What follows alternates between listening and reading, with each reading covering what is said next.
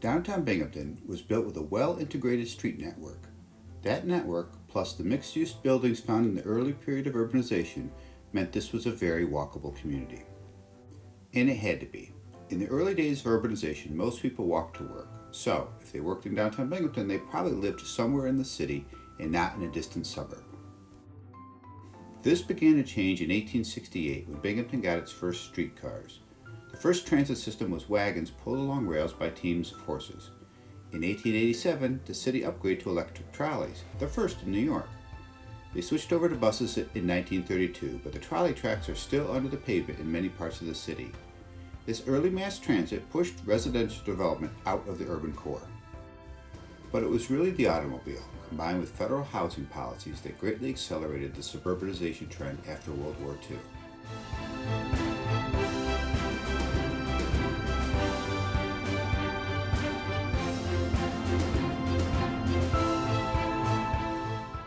As the car became the dominant form of transportation in the U.S., cities were changed to accommodate them. In Binghamton, the Federal Highway Act brought interstates to the area and the construction of the Brandywine Highway and North Shore Drive through the heart of the city. This made it easy to travel downtown by car, but it cut the community off from the waterfront along the Susquehanna River.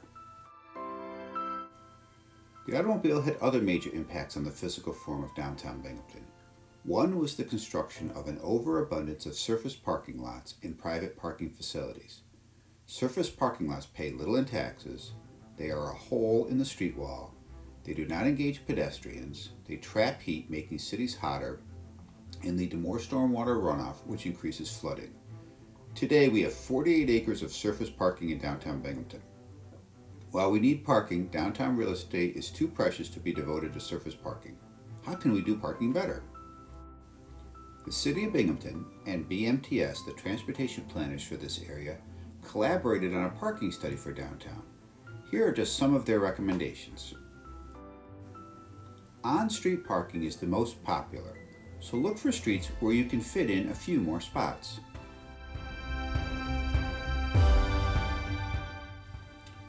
And charge more for on-street parking in the popular areas to encourage people to walk a few blocks to find cheaper spots.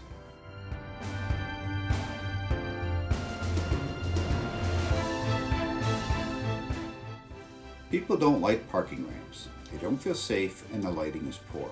As a result, there are a lot of unused parking in the ramps. So redo the ramps to make them more inviting.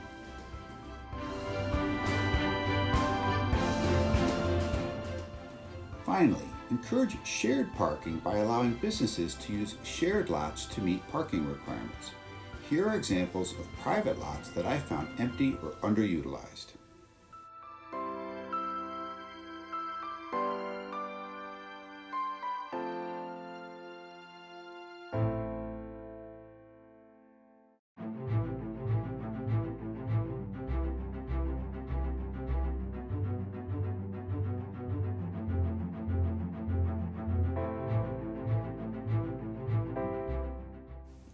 The other major impact of cars in the form of the city was how the geometry of streets was changed to favor the automobile.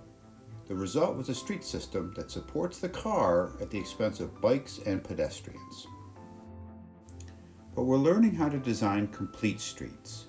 With the complete streets approach, roads are designed and maintained to enable safe travel for users of all ages, abilities, and modes of transportation. That means pedestrians, bicyclists, cars, and buses all get equal treatment.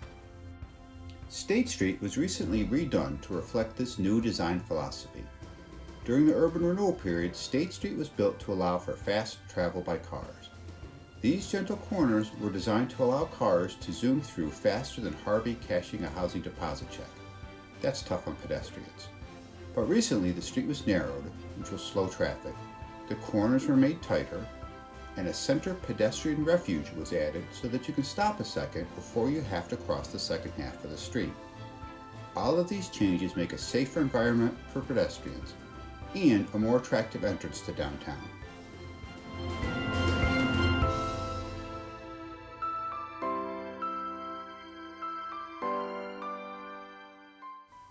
Another method of achieving complete streets that you can see downtown is the roundabout. Before the roundabout was installed on Court Street, the intersection was awkward and had lots of minor accidents. The roundabout allows for smooth flow of traffic. Vehicles don't have to stop at red lights, and pedestrians get safe crossings away from the intersection. Here's a fun fact.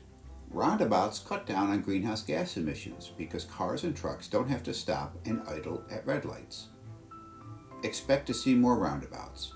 One is being considered for Grand Boulevard on the west side. This is a sneak peek of a possible design.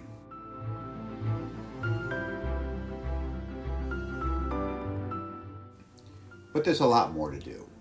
Here's an example of a poor attempt at complete street design. This is Hawley Street, and it was recently redone to this configuration. It has a sidewalk, bike lanes, back-end parking, and 2 vehicle travel lanes. What did the designers get wrong on this project? This is what happens when traffic engineers see bike lanes as merely something to cross off on their to-do list. To achieve complete streets, we need more than an empty policy, we need a real commitment at all levels of government.